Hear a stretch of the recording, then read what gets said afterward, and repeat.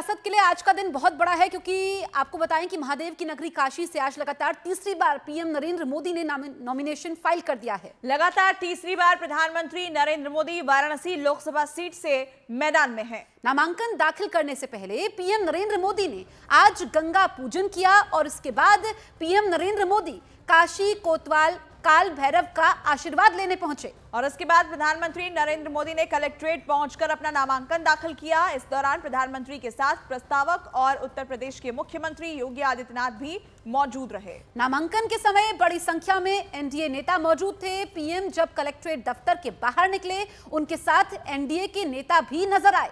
काशी में आपको बताएं कि आखिरी चरण में यानी कि 1 जून को मतदान होना है, 1 जून को वोट डाले जाएंगे और आज प्रधानमंत्री के नामांकन के बाद एनडीए के शक्ति प्रदर्शन की भी एक बेहद खास तस्वीर सामने आई है, जहां पीएम मोदी के साथ एकनाथ शिंदे, पशुपति पारस, चिराग पासवान, उपेंद्र कुशवाहा, रामदास आठवले, चंद्रबाबू नायडू, ओम प्रकाश राजभर, जीतन राम मांझी, पवन कल्याण के साथ तमाम नेता मौजूद रहे। तो ये 2 तस्वीरें आपको दिखा रहे हैं। प्रधानमंत्री ने नामांकन किया और नामांकन के साथ ही एनडीए की तरफ से शक्ति प्रदर्शन किया गया, जिसमें एनडीए के बड़े नेता मौजूद रहे। तो प्रधानमंत्री मोदी ने वाराणसी से तीसरी बार लोकसभा पहुंचने के लिए नामांकन भर दिया है। नामांकन के समय उनके साथ सीएम योगी भी मौजूद रहे। इससे पहले पीएम ने काल भैरव मंदिर में पूजा अर्चना की और दशाश्वमेध घाट पर गंगा पूजन किया। वहीं प्रधानमंत्री के नामांकन में शामिल होने के लिए कई मुख्यमंत्री समेत केंद्रीय मंत्री और अलग अलग पार्टी के नेता भी मौजूद रहे, जिससे जुड़ी ये फिलहाल 5 तस्वीरें जो है वो हम आपको दिखा रहे हैं। तो पीएम ने नामांकन कर दिया है। कलेक्ट्रेट ऑफिस में पीएम मोदी मौजूद थे, उनके साथ प्रस्तावक थे और यूपी के मुख्यमंत्री योगी आदित्यनाथ भी मौजूद थे। इससे पहले हम आपको बताएं कि काल भैरव मंदिर में पूजा की, क्योंकि काशी का कोतवाल उन्हें कहा जाता है और उनकी मर्जी के बिना काशी में पत्ता भी नहीं हिलता है।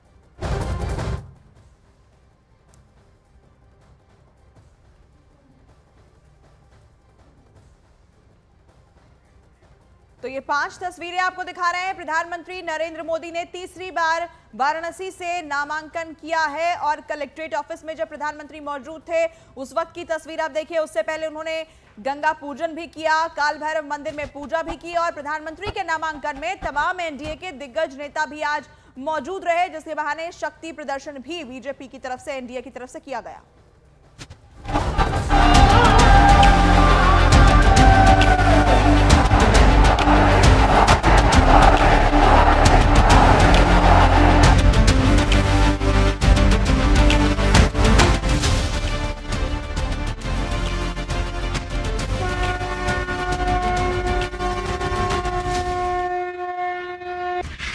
वो काशी जो सत्ता की धुरी बन गई, वो काशी जो देश की सियासत में हॉट सीट बन गई, वो काशी जो पीएम मोदी के लिए लकी सीट बन गई।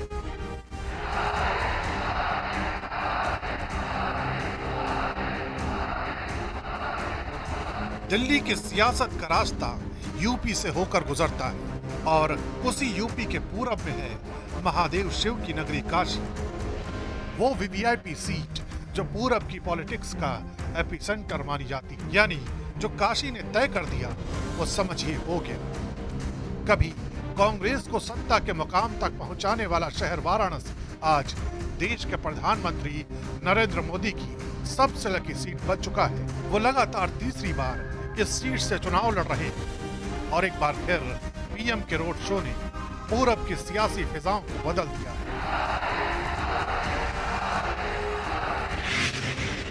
1991 से 2019 के चुनावों तक बीजेपी इस सीट पर 7 बार चुनाव जीत चुकी है। इस दौरान सिर्फ 2004 में कांग्रेस ने यहां से जीत दर्ज की थी।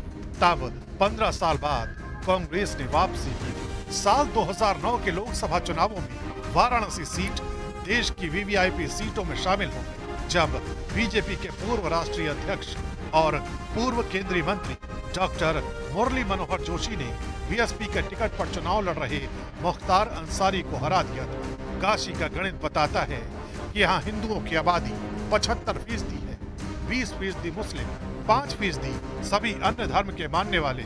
इस लोकसभा सीट की 65% आबादी शहरी है और 35% ग्रामीण, जिसमें अनुसूचित जाति के लोग 10% हैं। जनजातियों का प्रतिशत भी 0.7% है। यानी काशी हिंदुत्व का ऐसा गढ़ रही है जहां की धमक का असर पूर्वांचल की कई सीटों पर होता है। मिर्जापुर, चंदौली, जौनपुर, गाजीपुर जैसी सीटों पर वाराणसी का रिएक्शन साफ दिखता है। यानी काशी से दिया गया संदेश वोटर्स की एक मास ब्रिगेड तैयार करता है, जो ब्रिगेड लहर के साथ चलती है। आप लोगों के परिश्रम से आज काशी को नित्य नूतन बनाने का अभियान लगातार जारी है। साथियों, काशी और पूर्वांचल में कुछ भी अच्छा होता है तो मुझे आनंद होना बहुत स्वाभाविक है। बीते 10 साल में बनारस के विकास की स्पीड भी कई गुना बढ़ी है। 2014 के चुनावों से लेकर 2019 के आम चुनावों में काशी ने ही यह तस्वीर साफ की कि बीजेपी के लिए जीत का मार्जिन कितना बड़ा होने वाला है। लेकिन सवाल ये भी है कि आखिर तीसरी बार भी पीएम ने वाराणसी को ही क्यों चुना। इसे भी समझते हैं। बिहार, यूपी, मध्य प्रदेश जैसे हिंदी भाषी राज्यों के लिए काशी हिंदू हार्टलैंड से कम नहीं। यहाँ के लोगों की काशी में अगाध आस्था है। सनातन धर्म के प्रवाह का त्रिकोण अयोध्या, प्रयाग और काशी को ही माना जाता है। यानी काशी से दिया गया संदेश पूरब का सबसे बड़ा जनादेश बनता है और बीजेपी इसे बहुत अच्छी तरह से समझती है।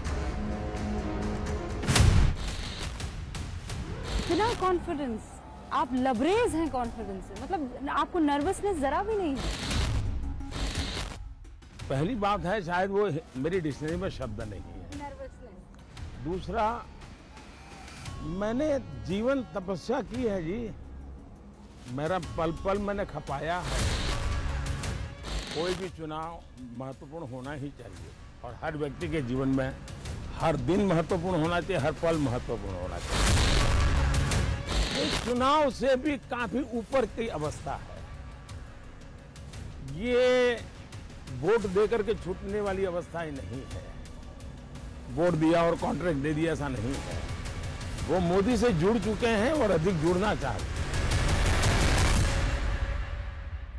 तो प्रधानमंत्री नरेंद्र मोदी ने अपना पर्चा दाखिल कर दिया है। प्रधानमंत्री नरेंद्र मोदी कन्वेंशन सेंटर पहुंच चुके हैं, जहां पर कार्यकर्ताओं के साथ एक बैठक करेंगे और जीत का मंत्र देंगे। मेरे दो सहयोगी लगातार मेरे साथ बने हुए, शालिनी और अमित पांडे मेरे साथ बने हुए। शालिनी, क्या आज वाराणसी में हर हर मोदी घर घर मोदी चरितार्थ होता हुआ नजर आ रहा है?